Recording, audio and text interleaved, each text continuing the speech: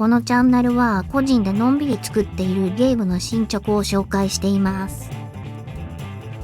今週は先週の、この自分で作ったダンジョンの壁に自動生成で壁を作りたくないと。間違ってもこんなとこに扉とかをつなげたくないっていうのを共存両立するための仕組みを考えてました。今週は、検証実装を進めています。まだちょっと問題が多くてとてもリリースには耐えられないんですけど、この手順を見て特に私だとサブレベルの使い方とかその運用の仕方とかそういうノウハウ全然ないんで、もうその仕方に助言がいただけたら嬉しいです。で、拡張した内容を紹介すると、まず補助情報を出すのにレベルスクリプトを拡張した方がいいかなと思ったので、この新しくダンジョンサブレベルスクリプトアクターというものを新設しました。で、コンパイルしてみると、ここはね、パラメーターとちょっと情報が重複しちゃうんですけど、このダンジョンの情報をサブレベルに入れてあげると、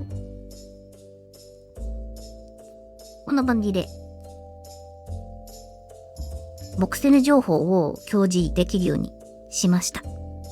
で、この矢印が壁とか通路を作れる。出てってもいいよと。矢印反対のがいいですかね。入ってきてもいいよというものにしようかなと思ってます。で、赤は、自動的に壁と思われるところに何かコリジョンがあると、これはもう侵入できないと。作れないなっていうことで赤色を判定して、緑はここに壁を作るっていう情報になってます。だってちょっとここ壁もあるくせに緑になってたり、バグが少しじゃないかもしれないですね。残っています。で、これだけだと、この、立方体というか、モクセルの端しか壁が作れないなと思ってたのに、このボクセルの、生成禁止の範囲を指定できれば、こういう感じで、自由な形状で、の部屋は作れないかな。作れそうな気がしたなと思いました。で、新しいアクターを追加して、このダンジョンプロヒビティッドバウンズ生成禁止領域という名前のアクターを作りまして、場所法かなピンして、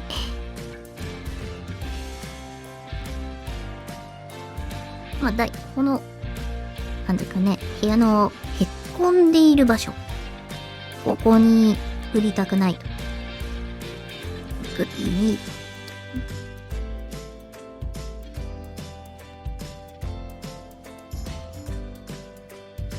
こういう感じで、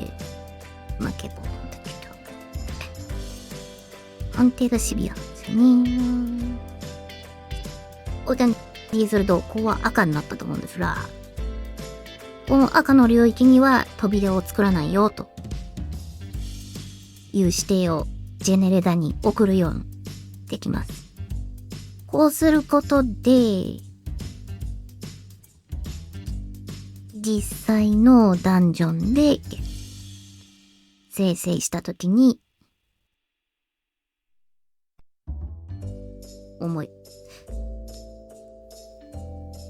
落ちた。辛い。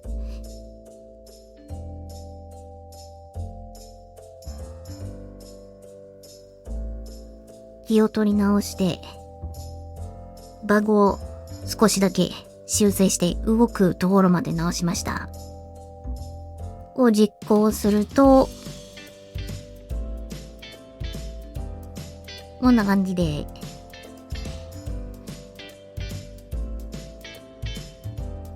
壁が生成され、こ